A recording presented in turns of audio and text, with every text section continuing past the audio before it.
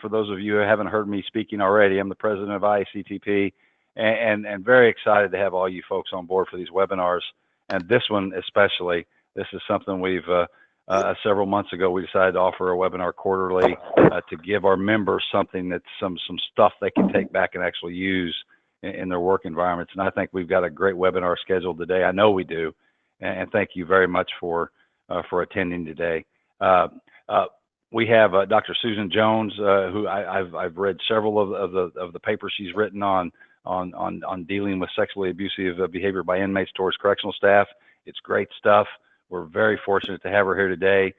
So without any further ado, thank you once again for being here. Hope to see many of you next week in Omaha. And if I don't understand that too, as out-of-state travel is kind of difficult, but hopefully you can make it this year. If not to Omaha this year, maybe a future conference. But please enjoy today's webinar, and I'll turn you over to Michael Jones, our Association Services Manager, for him to give you a little more specifics about how the webinar is going to run today. Thanks, Michael. Sure. Thanks, Jim. Just briefly, once Susan starts, if you could mute your phones or your audio systems for the viewers so there's not a lot of feedback coming, because otherwise we'll end up hearing everything that's going on in your office and it'll end up being a distraction. If you have questions during Susan's presentation, type those into the chat box and she can see those and respond to them as we go along. Otherwise, I think that's all I have. We have another webinar in December. We'll be sending out some information about that a little bit later. Susan, it's all yours. Great. And Michael, can you or Jim flag me if a question has popped up that I don't recognize and don't address? I just don't want to miss anything. Sure. Okay, great. Well, good morning or good afternoon, depending on where you're sitting right now today. I'm coming from beautiful Colorado at the foothills of the Rocky Mountains, so it's not quite noon here. I am really excited to be providing this webinar today because, well, let me give you a little background first, and then I'll get into that. I spent 31 years working in corrections in Colorado. Among other things, I was a corrections officer in a housing unit in the very beginning when Colorado started doing that with women. And then I retired as the warden and spent most of the time as warden over our 2 Supermax facilities in Canyon City, Colorado. After I retired, then I decided to finish the requirements to earn my PhD. So I kind of gave up my warden's hat for the doctor hat eventually. And so I kind of dabble in this. I'm mostly retired, but a few of these topics mean a lot to me, and a few of these organizations mean a lot to me. Iactp is one of those, having been on the board of this organization in the early 90s when I was a full-time trainer for Colorado. So I'm very, very excited to have you guys as an audience. And I know most of the people that logged on, not everybody, but most of the people that logged on are doing a lot of training, if not coordinating a lot of training at your specific agencies, institutions, or agents or particular facilities. So having said that, what I really hope to get from you, hopefully you'll get a lot from me, but what I hope to get from you is feedback. As you can see, this is a draft presentation. Access to the PowerPoint is going to be delayed for a little bit. So because I'm working on getting it published and finalized and fine-tuned. So I'm kind of using you guys a little bit as guinea pigs, and I hope you're okay with that. Because I know the experience sitting out there listening to me, I want feedback from you. What works, what doesn't work, what's missing perhaps. I've done a lot of research, a lot of writing, currently doing research on this issue of inmate perpetrated harassment. And so sometimes I get tunnel vision, you know, I don't even see what I'm missing, or I'm making assumptions about what I know or what I think everybody knows or agrees. So I'm hoping you'll actually make some notes and get that to me. I put my email address here, and it'll be at the end of the presentation also. So I look forward to that, you know, feedback. Maybe something didn't work, or maybe you think I am way off base on something. I want those kinds of pieces of feedback too. This presentation, as it says, is written for agencies to deliver to their employees. So the tense in a little bit will be a little bit different, and I'll address that when we come to it. But the whole idea is to take this presentation and have kind of a canned piece of work that you can add a few details in, but you don't have to start from the beginning. Probably a lot of you guys have done curriculum development. I spent a lot of time in Colorado doing curriculum development throughout my career, not just as a full-time trainer. I was very involved in training right up to basically the week before I retired. So writing stuff to make this as easy as possible to take it and go is my goal here. So please give me feedback. Also, in the comment section, in the chat section, let me know if you're going to be in Nebraska next week. I hope if you are that you'll hunt me down. I'll be there on Wednesday for the most part. And I would love to meet with you, especially if you have comments about this, or that gives you about a week to kind of think about what we've talked about today. So I hope to follow up with you next week. So the objectives of this particular webinar and ultimately this training curriculum are I'm not going to read the entire thing to you, but we're going to talk about cultural acceptance of what's behind the fact that in 2019 we're still talking about this. We're going to identify negative consequences to staff. Basically, what's the harm? Describe the different types of sexually abusive and harassing behavior so we're real clear about what we're talking about. And look at the litigation and research. We're going to talk about how this behavior is connected to public safety. Are you doing GPS? No. What? Okay, pull over. Because when we came down, we came a different way. You don't want to go back the way we went. Okay, so whoever's talking, please mute your mic. Okay, you're right. So we'll look at the general definition of sexual harassment, the legal concept of harassment, policies and procedures. We're going to talk a little bit about how to present this, including scenario-based learning, and then how you actually monitor and assess for policy additions. So starting off this conversation is this idea of cultural acceptance. The correctional culture has often ignored or accepted this type of behavior as just part of the job. But the reality is this isn't part of the job because it almost always targets female employees. That's not to say that male employees are never exposed to sexually abusive and harassing behavior by inmates, but some of these behaviors target female employees. So this idea that it's part of the job, this is what you signed up for, is pretty deeply embedded in our culture and corrections. So some of the things we expect agencies to do if they really want to get a grip and eliminate or reduce the number of exposures of sexually abusive behavior is talk about how we can implement this. Mostly what we're going to do in the future to make sure the policy is being implemented. And this is one of those checklists. We're going to discuss this many times over the next year. You don't go to training once and you never hear about this again unless you get in trouble for doing something wrong. We're going to look at incidents to review commonalities, place, shift, classification status. We're going to look at the data. Some of us call that data-based decision making. We're going to actually look at the data that's at our fingertips. And this whole idea of feedback from staff, suggestions. We have a lot of staff that have a lot of years in, including those listening to this webinar today, that may have some really good ideas about how to eliminate totally or at least reduce sexually abusive behavior of inmates. So what does culture have to do with this topic? We already talked about this acceptance, right? That this is just part of the job. But there's a couple of different pieces of culture. And one is our paramilitary orientation. Obviously, this has a great influence on corrections in almost all agencies. I don't think I've ever been to an agency where it was totally absent. There's a lot of similarities between military and what we do, the rank structure, the training, the chain of command. But look at this third bullet point. It's built upon the idea that all the troops are the same and that hardships are to be endured and accepted. That's part of what the military influence gives us in our particular workplaces. The second one, and this is a little bit more controversial, and I hope some of you guys are making notes to send to me on your ideas on this, but it's this idea of gender resistance. Sometimes policy change is hampered by many barriers related to the culture, And there is a resistance to change policy to adapt to the increasing number of female employees. Now, the level of this type of resistance is going to differ dramatically throughout the United States, and it's going to be based on a lot of things, including the number of women you have working in the numbers of different kinds of posts. It's going to be based on union control and union power within each of the agencies. But we need to talk about this because we haven't talked about this in about 20 years, this idea that there's still this little bit of resistance. We're not going to change everything to make it comfortable, if you will, for everybody working here. And sometimes that targets female employees.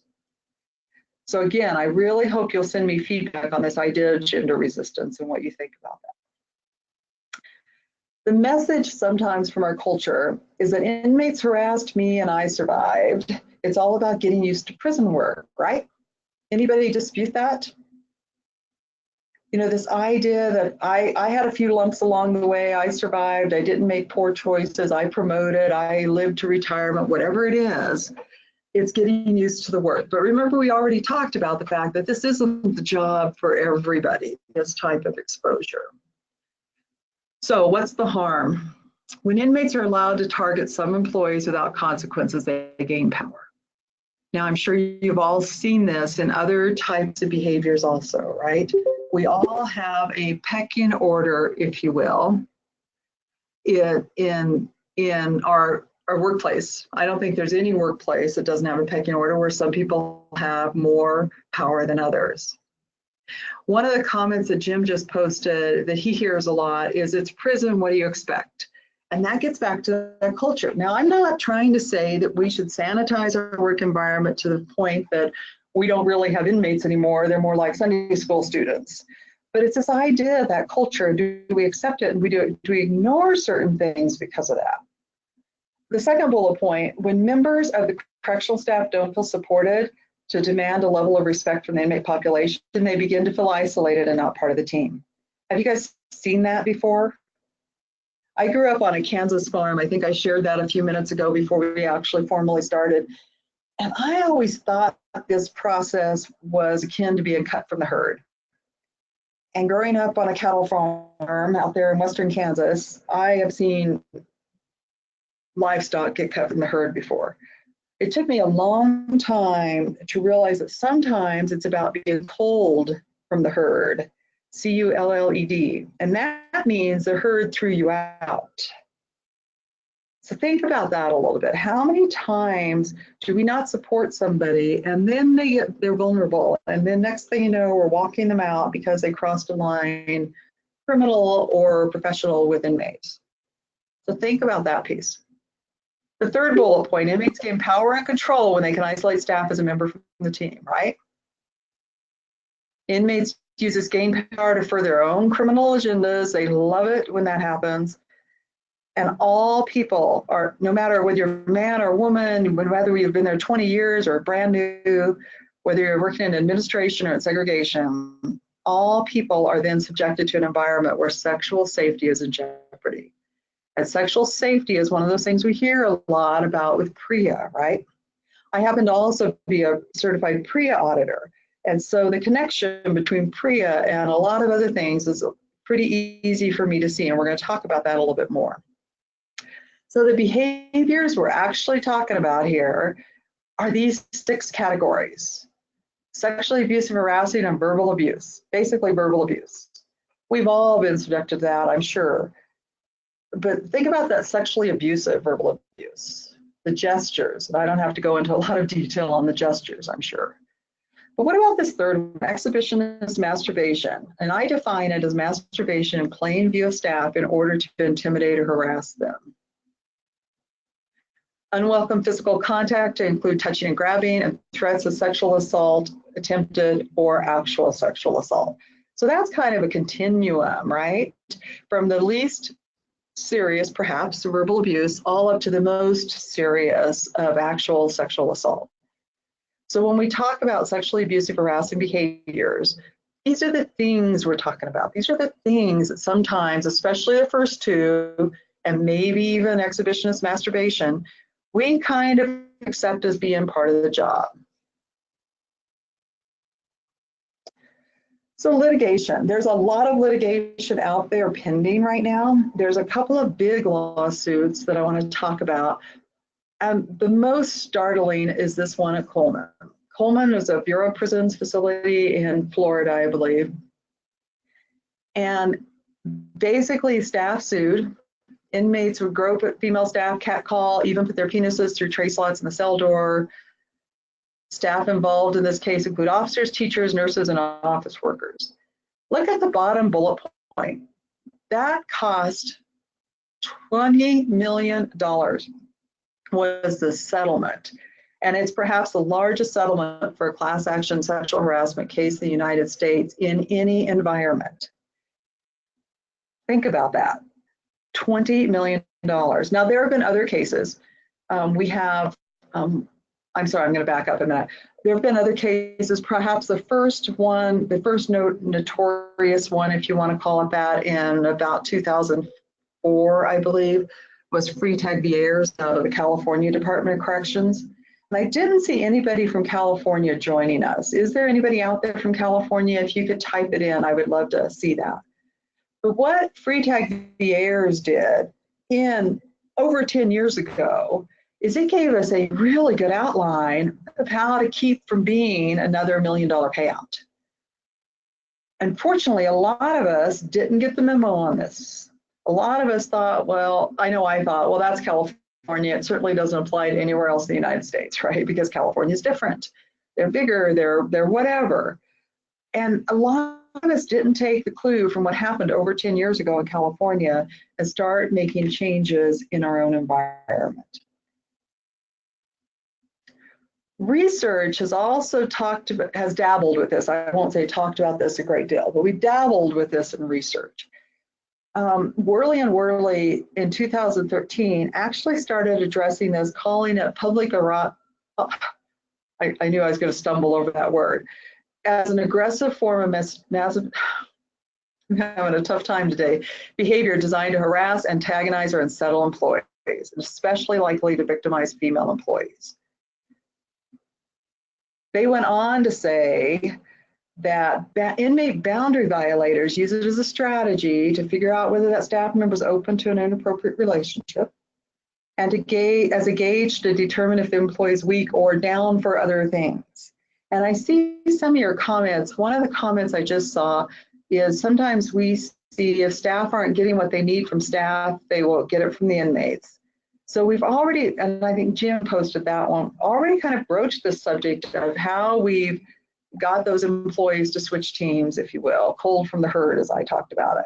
So Worley and Worley in 2013, and a little bit in that study in 2008 that you see in front of you, started talking about this as it connects to boundary violations.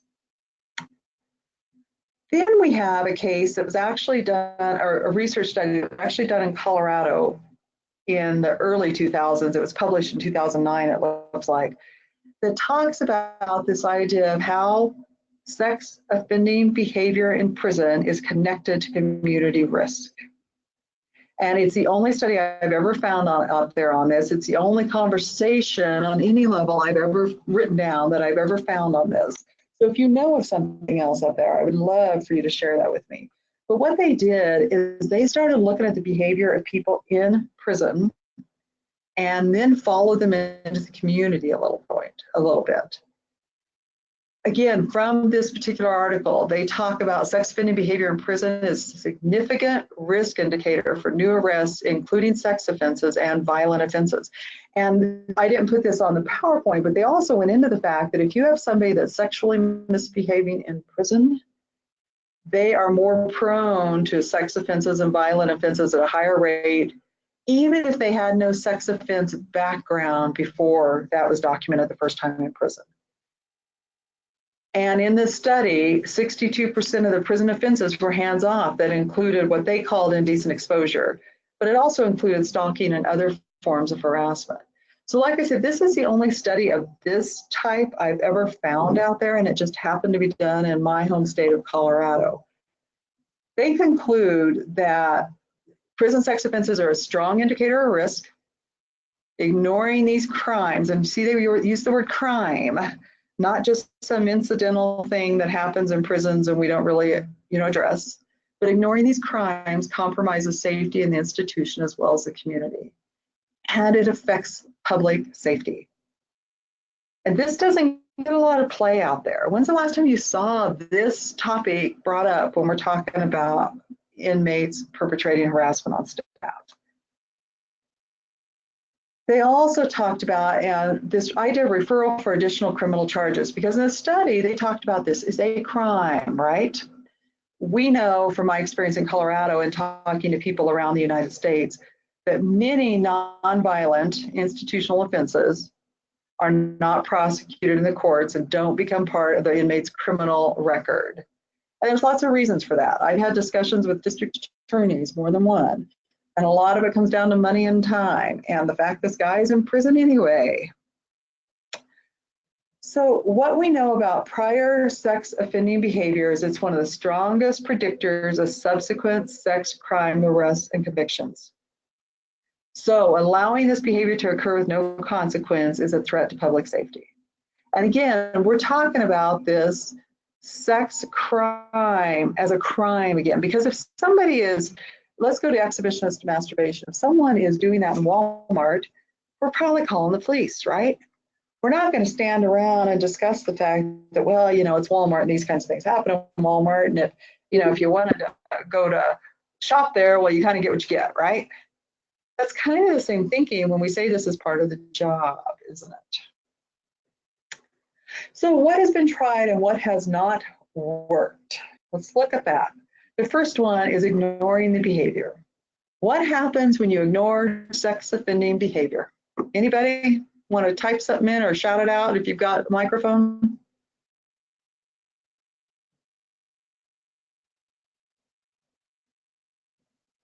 Okay, that was a pop quiz.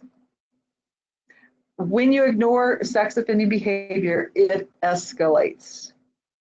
Period. I don't care what it is. Sometimes we also get this idea that it's their house and we should support the inmates in their ability to masturbate in their house. And oh good, thanks Ashley, it gets worse, thank you. When we say it's their house and they should be able to do what they want, we're not usually talking about exhibitionist masturbation. We're not usually talking about the guy standing at the door and using that behavior to intimidate, harass. Sometimes we're talking about people, inmates, male inmates particularly, who are trying to pleasure themselves as discreetly as possible. That is not the same thing. That is not the same conversation as what we're talking about here. So have you heard that? It's their house. They kind of get to do what they want in their house. You get to do what you want in your house, right? We've also minimized the effect of this behavior. So what? It's a prison. You better have a thick skin. You better get a tougher skin, a thicker skin, whatever it is, if you don't have that already. So we kind of minimize the effect that, first of all, if it happens and it shouldn't happen, it's no big deal, really. Again, we encourage female employees especially to toughen up. We say that to a lot of new employees also on other issues. So what we know about PREA? What we know is that PREA addresses sexually abusive and harassing behavior from inmates directed at other inmates. PREA does not address harassment from inmates directed towards employees. Now, it certainly does address harassment from employees to inmates, right?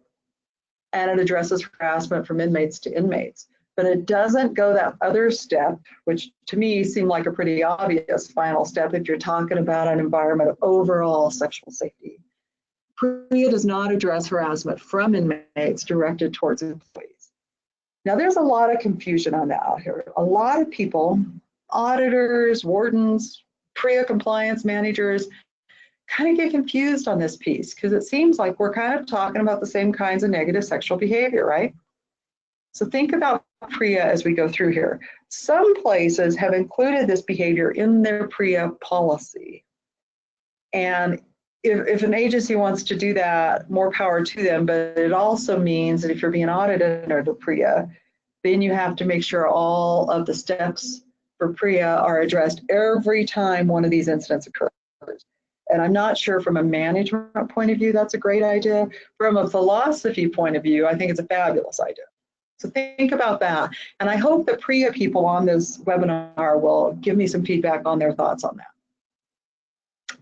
So now let's go to the Equal Employment Opportunity Commission. I'm not going to read the whole definition to you. You've probably all seen this before, maybe many times. Sexual harassment training has evolved to the point where a lot of us, sometimes it's done online, as opposed to a 4 or 8 hour class like we used to have to do in the 80s when we talked about sexual harassment. But look at some of these things on the third bullet point. Unwelcome sexual advances, conduct of a sexual nature, unreasonably interferes with an individual's work performance. And then, of course, the last one, creates an intimidating, hostile, or offensive work environment. And if we go back to that list of those 6 items, what we're talking about seems to fit into the sexual harassment definition. What we also know from EEOC is it can occur in a variety of circumstances. The second bullet point, I've highlighted the term non-employee. Now, I personally wrote curriculum and delivered sexual harassment training throughout the entire decade of the 90s. I probably did this lesson plan 1,000 times. And it wasn't until the free tag case was settled and I was made aware of it in about, like I said, I think it was about 2006, that we added verbiage, I added verbiage to our sexual harassment training curriculum and talked about a non-employee. Inmates are non-employees. It has been established in every one of the cases that have settled or gone to jury trial in the case of free tag. Inmates are non-employees and action must be taken to prevent harassment of staff from inmates. Now, nowhere in the sexual harassment guidelines does it say we have to make sure it never happens. It says we have to try to prevent it, and when it happens, we address it. So think about that and everything we've already talked about today. Inmates as non-employees, first of all, wrap your head around that on the sexual harassment guidelines from the EEOC. And then we have to take action to prevent it.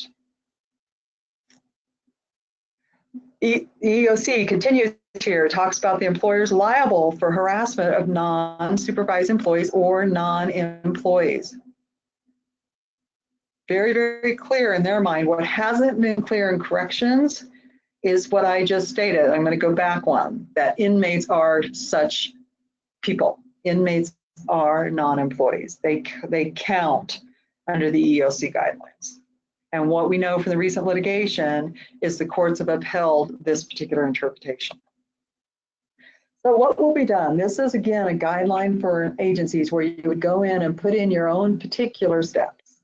But first of all, it's a policy or a new policy. Maybe your policy exists and it covers this, but we haven't really implemented it. Or maybe some people don't know that it applies to inmates. Now, some people have put this language in sexual harassment policies. Some people have put it in inmate handbooks or inmate disciplinary codes. I don't think there's a wrong way to do this, but it has to be in policy somewhere. Oh, I'm sorry, I've got to back up. Every instance where an inmate is sexually abused, has sexually abused or harassed staff has to be documented through the formal disciplinary system. Now, this is particularly important when we're talking about an agency where we are trying to reduce it. We've decided to address it, and we're trying to take dramatic steps to reduce it. When an inmate engages in any physical action, such as exhibitionist masturbation, touching or grabbing, it will be taken as a threat of sexual violence, and they will be segregated pending administrative review. Now, your words might be a little different there, what you call it, how you address it, where you take them, if you're going to segregate them prior to a hearing or whatever you're calling that.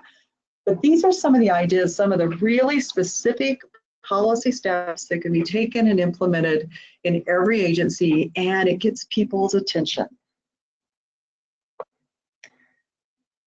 Administrative and peer support to all staff who have reported such an incident. Disciplinary hearing process for all reported incidents. Communication with reporting staff regarding the hearing process and outcome. These are not brand new steps. These are steps we take in a lot of things. And by the way, they kind of look like the steps that PREA requires in some instances, right? But now we have included staff on this issue.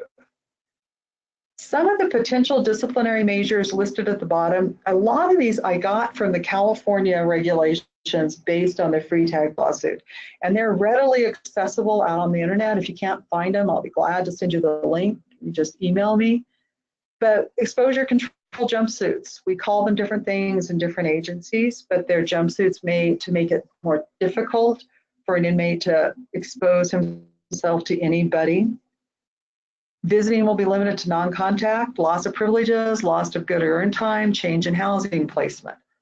All those things are out there and in use in a variety of different agencies and very specifically defined, like I said, in the California Code. I want to back up to PREA for just one more minute. I want one more comment on PREA that I didn't make earlier. If you have inmates, let's talk about exhibitionist masturbation. If you have inmates exposing themselves to staff in a setting where other inmates see the behavior, that's where it gets a little more tricky, because then is that a PREA issue? And if it's not, how do you justify it not being written up as a PREA issue? Because that's certainly sexually gesturing around other inmates toward where other inmates could see it. So when it comes to your policy, if you're going to make that fine line determination, it's really important you think about that issue, that connection between, yeah, we think he was doing it for the staff members. Does that mean it's not a PREA issue and doesn't have to go through the PREA steps, even though it occurred in a facility that's compliant with PREA standards? So second and subsequent incidents, if they been found to engage in this behavior, referral for additional criminal charges. Now, lots of us live in districts where district attorneys will not pursue these criminal charges. That doesn't mean the referral can't be done. I have never been, now the district attorney in my experience didn't like it when we kept sending these to him because he wasn't going to do anything with them for lots of reasons he thought were good. But we still sent them to him, and the staff knew they went there. And eventually, every once in a while, he'd pick up one that he thought crossed the line, and that's in a message to staff, to inmates too. Now, you may be in an agency where the district attorney is going to take these every time. If so, then great. But that idea, that criminal charges piece, don't let a district attorney say, I'm not going to pursue it, to mean I'm not going to send them to him. And that may look different depending on your particular agency and whether or not you're a jail or a prison. Then this last one may be applicable to your agency, it may not, but referral for sex offender evaluation and possible treatment.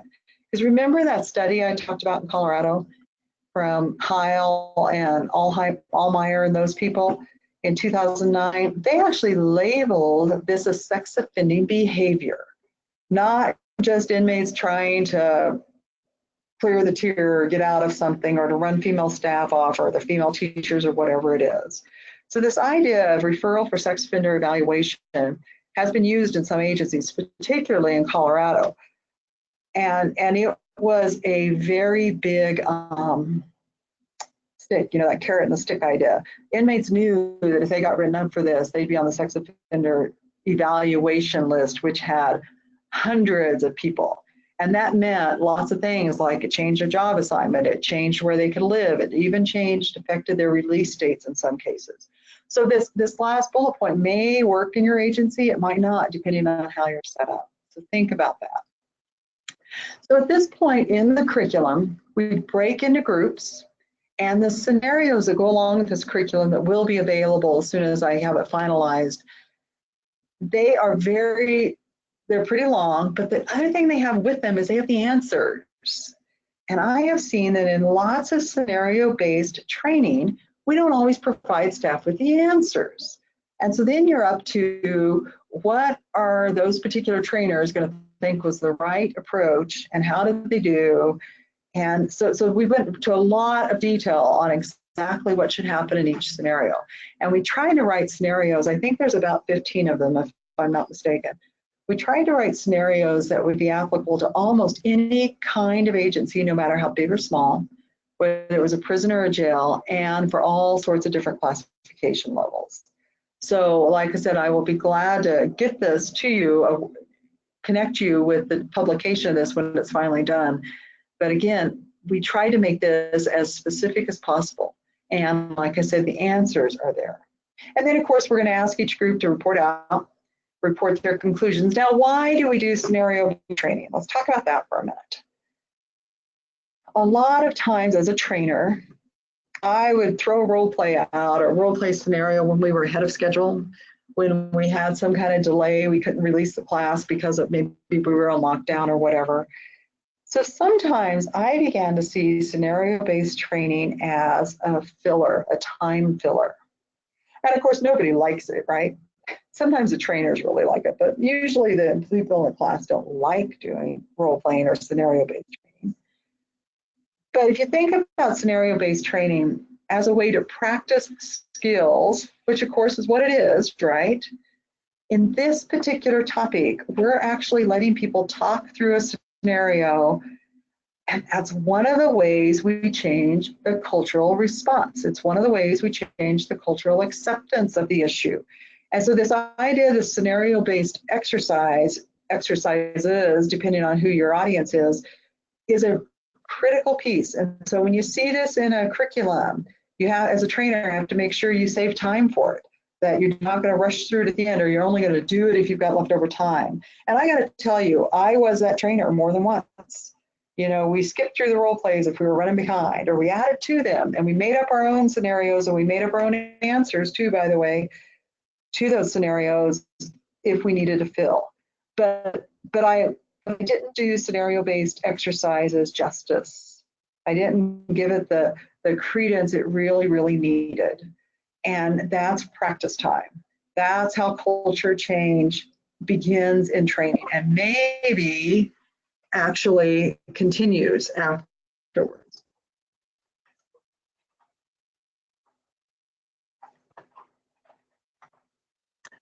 So before we get to the summarization of the scenarios, I want to get some feedback from the class.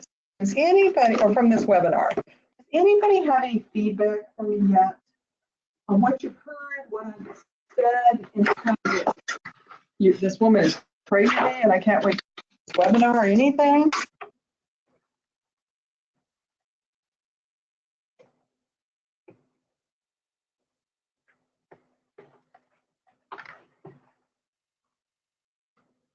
Anybody?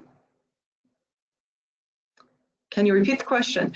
Give me feedback. What do you think about what we've been talking about? Does it strike home? Or is your agency in really good shape? Have you thought about all these pieces together?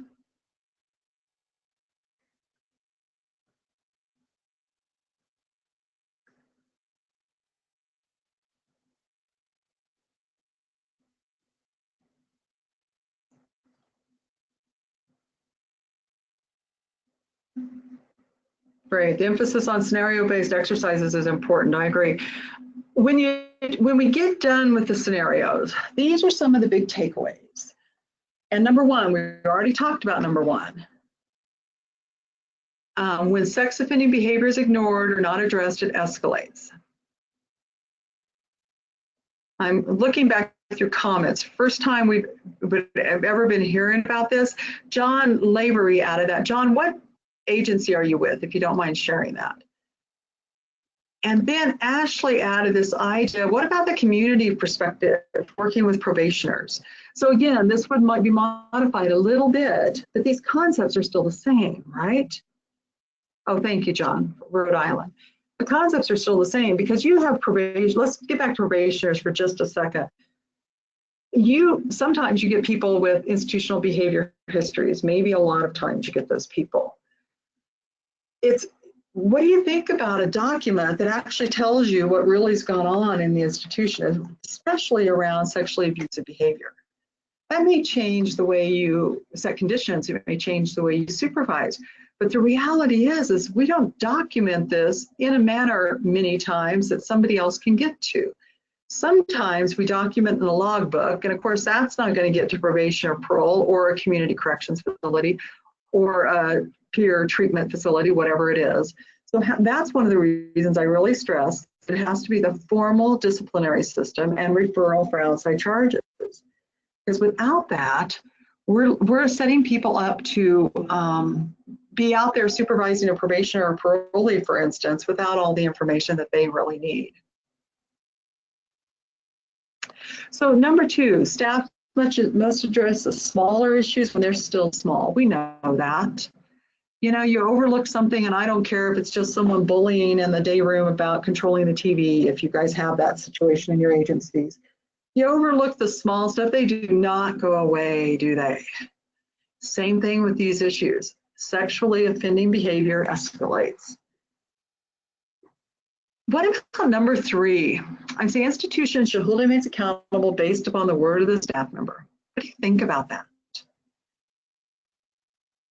Now, in today's day and age, thanks in large part to PREA funding and that type of thing, we have a lot of audio and visual surveillance equipment that we didn't have even 10 years ago.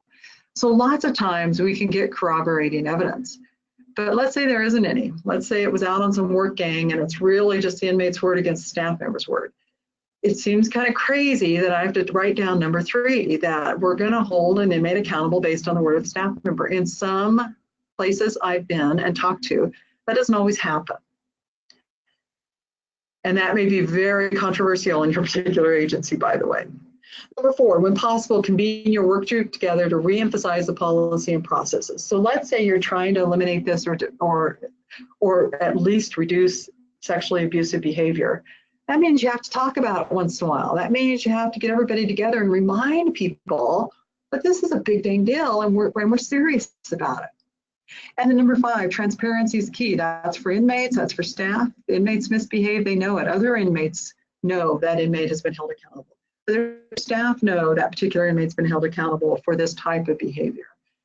Transparency is a vital part of this.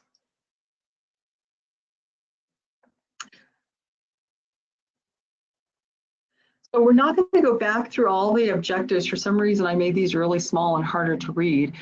But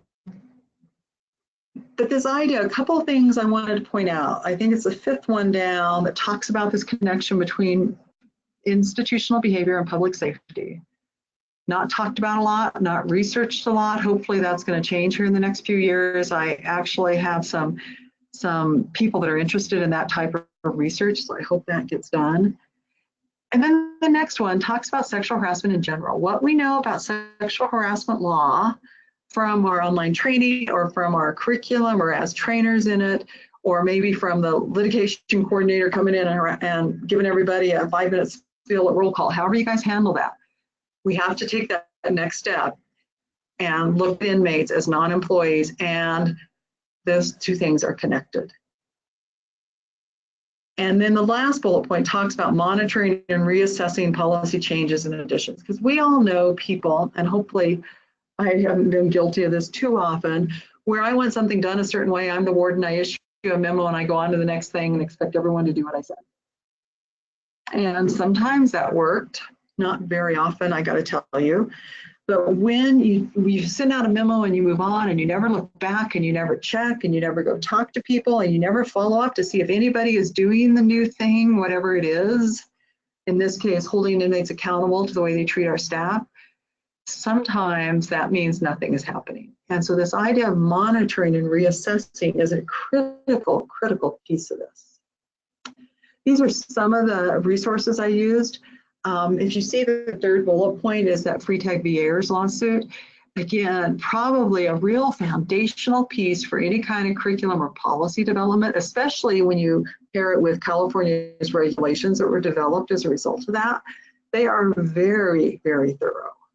So look at that if you're looking at policy development, if you're looking at training development. And remember, I want your feedback on this. I really want to know what you think. This is kind of an awkward thing to be doing this webinar and not getting any, verbal feedback. I really appreciate the written comments very much. But it's a little bit of an artificial environment. And if you haven't done this kind of training before, I'm sure you can understand that. So I hope to get your feedback. I hope to talk to many of you in Nebraska next week. I hope you'll really think about what I've presented here today and tell me, does it work? I know we have at least one person from a jail. Is there something I've said, because my experience has been mostly in prisons, is there something I said that doesn't work real well for the jail? I hope you'll think about that a little bit and give me some feedback on that. So we have, what, about 10 minutes left, Jim? Yes, Susan, you've got 10 to 15 if you need it. Okay, great. Does anybody have any questions or any thoughts you'd like to throw out either in chat or verbally, if you've got a microphone?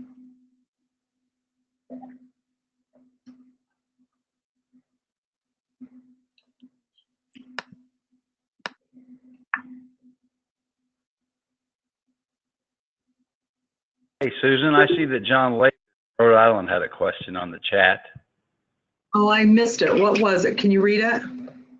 Was, other than masturbation, et cetera, are there any other behaviors that could be considered, e.g. inmates having hands down their pants, sagging pants, et cetera? Right, and John, you're in Rhode Island, I believe, right? The Department of Corrections. That's a policy determination. I actually believe that even without exposure, if they're, because you have inmates who will stick their hands down their pants and go through the motions, whether or not they're actually masturbating. All those types of behavior fall under gesturing, sexual harassment, offensive sexual conduct. So definitely, it's up to you and how you write your policy and what you expect your staff to address. Obviously, the exhibitionist masturbation and the unwanted touching, the attempted assaults are the most serious. That doesn't mean you stop there. Maybe you've got a pretty good grip on that. So maybe you up it a little bit and go to the next one and try to get behavior even more in line.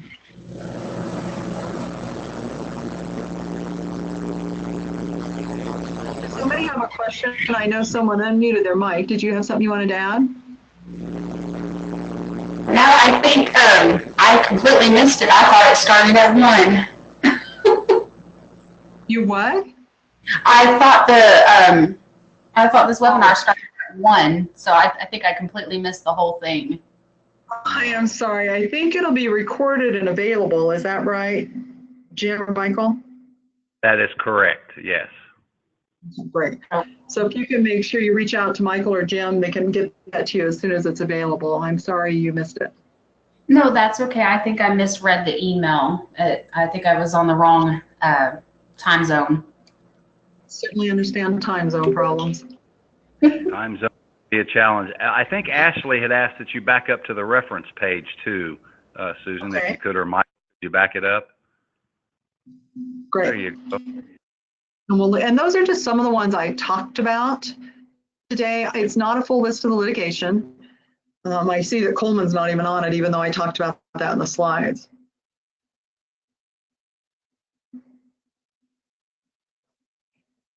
Ken Sturdy just posted a question, Susan, and he states, what are your thoughts regarding mentally ill inmates or hardcore inmates in long-term restrictive housing? Is the approach different? I'm glad you asked that question. I'm actually in the process of publishing research on this issue and actually writing a corrections manual. And we talk about how mentally ill inmates and segregated inmates, more restricted inmates, how the management might be different and the motivation might be different. When we're talking about mentally ill inmates, first of all, I'm not a mental health provider. I'm not a licensed clinician. It is a very strongly held belief by a lot of mental health clinicians that I respect and have worked with over the years that most inmates do not behave in this manner, especially when we're talking about the exhibitionist masturbation.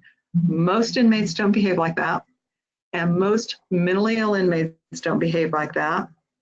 And when a mentally ill inmate does behave like that, most of the time, it has nothing to do with their mental illness. Now, let's say all that's true, that an inmate happens to be mentally ill and he is behaving like this and mental health people have determined it's not a function of mental illness, then yeah, you do approach them as if any other inmate, as if they weren't mentally ill in that regard.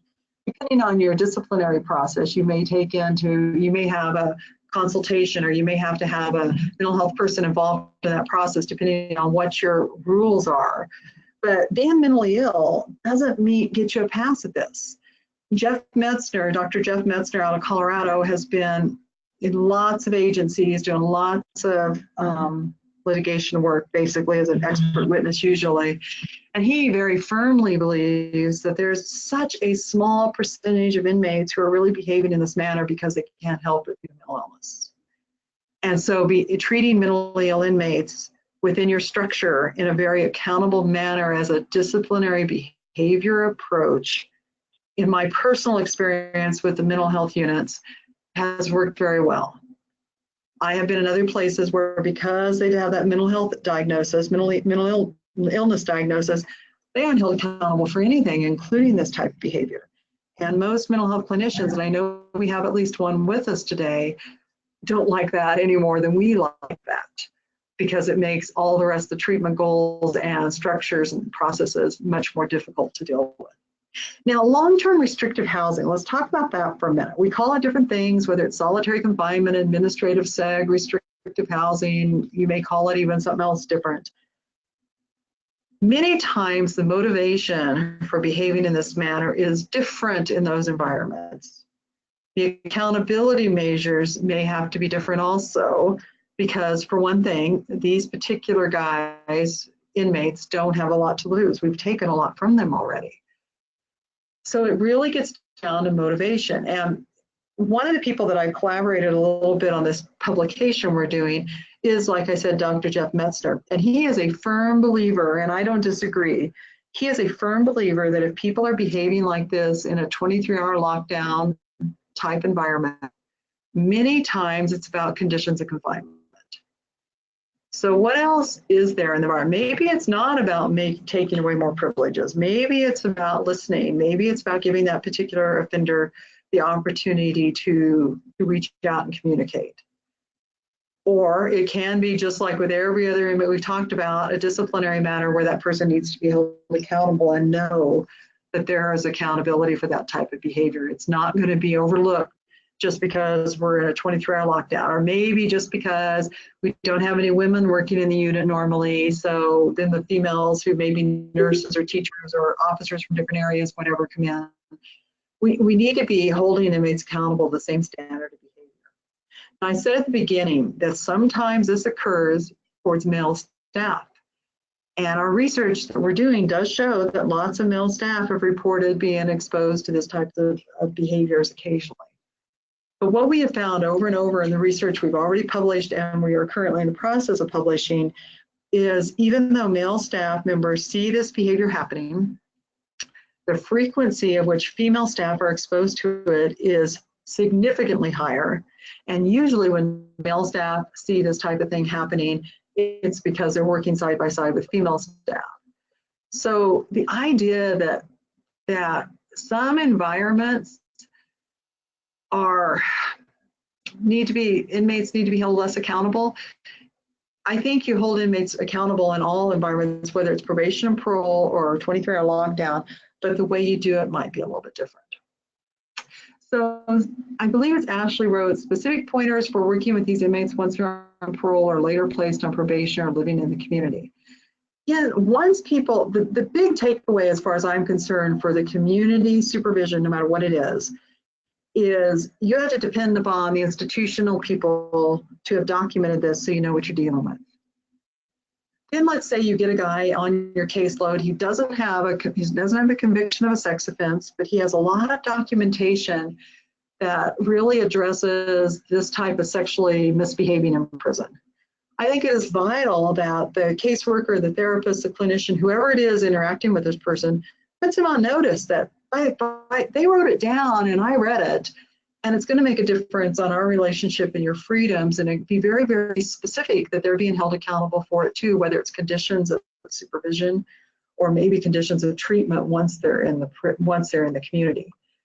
But it's my experience, once inmates know they're being held accountable and there's a negative consequence that they don't want, like additional conditions of supervision, that behavior changes in the institutions. In Colorado, I talked about how they go on the list to be evaluated for sex offender treatment. Inmates did not want that to happen for lots of reasons. And so behavior change, that was a huge motivation to get to where we had a reduced number of these incidents. Now, I'm not saying it never happened in Colorado. I'm not saying Colorado is perfect by any means on this particular issue. I'm just saying we did some things that worked. And we did some things that I think other people can learn from, just like I talked about what's going on in California and what's available there. John, how do you address the situation with administration? Oh, I can't even see the rest of this question. I'm already dreading it. Administration where they believe that because COs are in the position of authority, they can end the behavior immediately. Believe that COs are in the position of authority that they can end the behavior. I'm not sure exactly what you mean. I'd love to hear more about what you're asking. Are we back to that idea that it's not that important and we don't need to address it? Or are we talking about using force to keep somebody from exposing themselves? I'd love to know if you've got time to type in a little bit more clarification there. There are some agencies that I know of that do allow force to be used. I'm not a big proponent of that. Depends, of course, on what exactly the behavior is and what exactly the threat is. But the best way to end the behavior isn't necessarily immediate, but it's pretty dang fast. And that's back to documenting and holding them accountable and making sure the process goes through. And each and every time it's documented and they're sent through the disciplinary process, whatever that looks like for you. And other inmates, make sure other inmates know about it, because they will.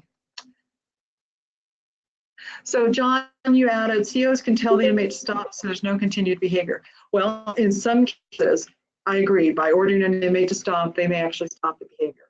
But if they know there's no accountability and stuff, in some agencies I've talked to, some people I've talked to, that doesn't even stop the behavior anymore. Being called on it, even being embarrassed in front of the whole unit, whatever it is we do, inmates in some places don't see any consequence there.